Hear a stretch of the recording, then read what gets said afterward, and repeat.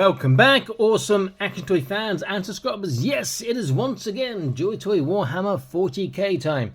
Today is, what is the day? I have no idea. Today is Wednesday, the 20th of September 2023. I'm losing track of the time. And this came today along with the two other new releases. That's the two Dark Angels. So I'll be reviewing those afterwards. So you may want to check out the Patreon, free for 7 days, cancel anytime in 7 days, not be charged a penny. Link in the top right of your screen. And you can see all the uploads before they're published on YouTube. Okay, so let's get a closer look at this box. Salamanders Captain Adrax Agatone. Quite easy enough to say this time. Looks really nice on the front of the box, I've got to say. Does look good. And that flame effect coming out of the backpack looks different to the previous one. We'll do a comparison. Nice the gun, nice with the hammer. I'm not sure why they put the cables at the front. For me it makes sense a bit at the back, but there you go. That's just my non-40k thinking. New things we can see going on there. Seems to be quite a few new parts on this, which is fantastic. Box is a bit creased, but never mind. Nice looking face. Not sure how it's going to work at that sort of pipe connection. And a great looking cloak as well. I'm looking forward to this. Okay, I'm going to pause this. I'm going to unbox and set him up, and I'll be back in an instant. So stay tuned and be back right now. Okay, here he is. He does look good. Despite having this sort of tube that connects from his sort of head, his mouth, to inside his armour, there is still some articulation in the head. His articulation is quite limited because of this new sculpting and some of the extra parts he's got on him, and the sort of obviously the tube in the head and the tube or the cabling from the gun, but he's going to come on. Great shelf presence, I've got to say. So he comes with standard right trigger hand, left gripping, and you may want to change that straight away, as I've done, to left trigger hand and right gripping. And he also comes with left and right closed fist hands, so three pairs of hands in total. Okay, also this gun and this nice looking hammer. I think it's a flamer gun, possibly. Let's have a look.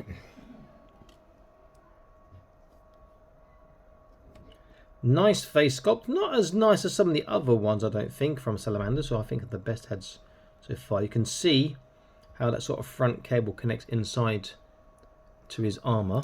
Let's get a better look. There we go. You can see this nice sort of salamander skin on the cloak, hiding the sort of emblem underneath his shoulder there. The gun looks good. This cable can go around. It connects by a little canister onto a pin on the back. Cloak looks great. Not enough edge highlighting on the back. The flame, yeah, needs a bit more bright colours on there. The hammer looks pretty good. I do like the flame effect painted here. That's pretty good. It looks like he's a Skaven worshipper, like that's the Horn God or something, you know. Heresy, blasphemy. The new sort of part on the chest does look great. There is some paint leakage or seepage you can see on the green there, which is a bit of a shame. Hammer's nice. The next, or the other pauldron, does look pretty good. Let's get a bit of a focus going there. That looks nice. All around to the sort of twin-headed eagle on this pauldron, this part here. He is a nice looking figure, I've got to say. I do like that.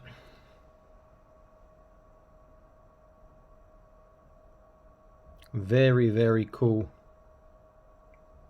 indeed. A great, fantastic looking figure.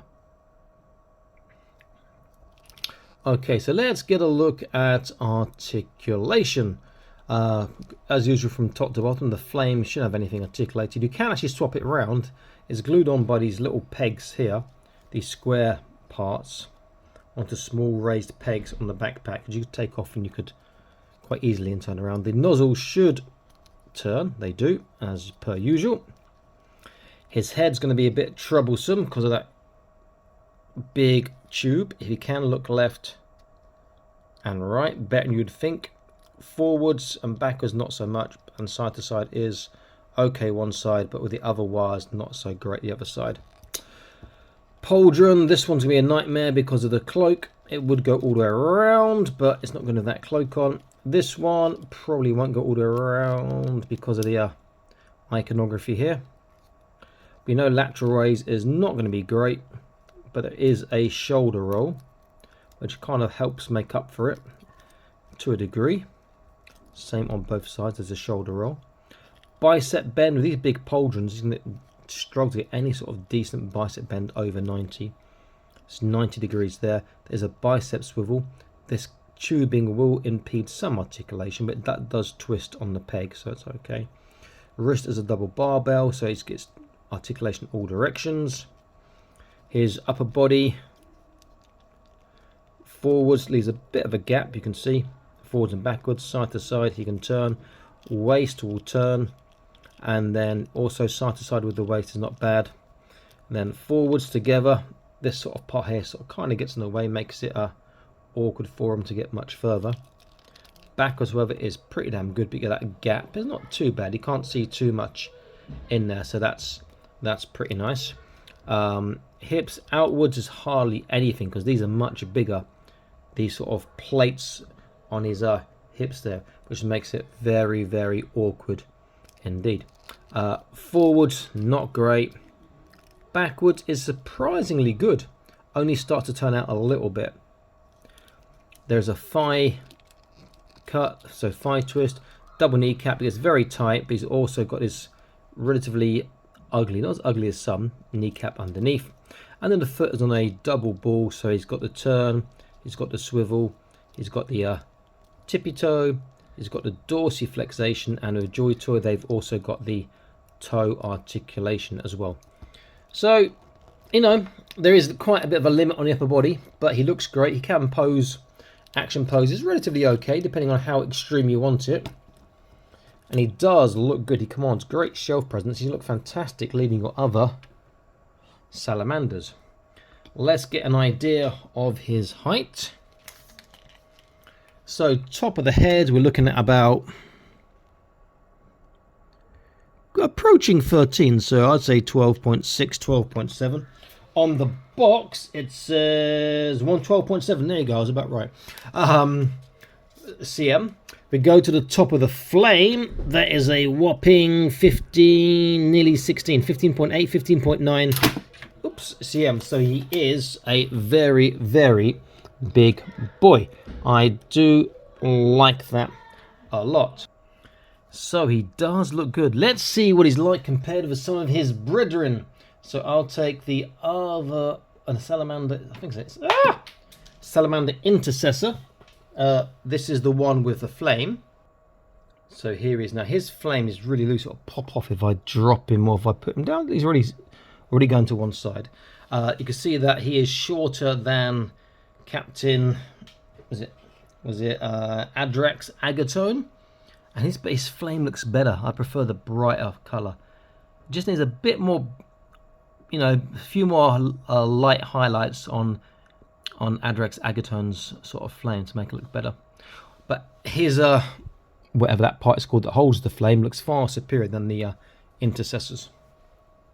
And then I'll get another intercessor, this one without the helmet, because his face sculpt is amazing and the paint job. One of the best that JoyToy have done. Really cool. And I prefer this to Captain Adrax Agatone's head as well. So put on the other side. And you can see that just these three starting to get a nice, impressive display on. Particularly if I'd, you know, tooled up and posed the other two. That'll look really quite good. He's a good figure and he's a really welcome addition to the Salamanders. I like him a lot. Just a couple of articulation things are going to be a bit of an issue.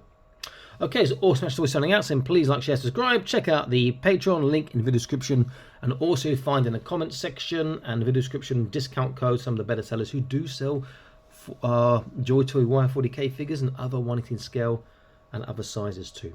So check that out. See you in the next video. Stay happy, keep collecting. Bye bye.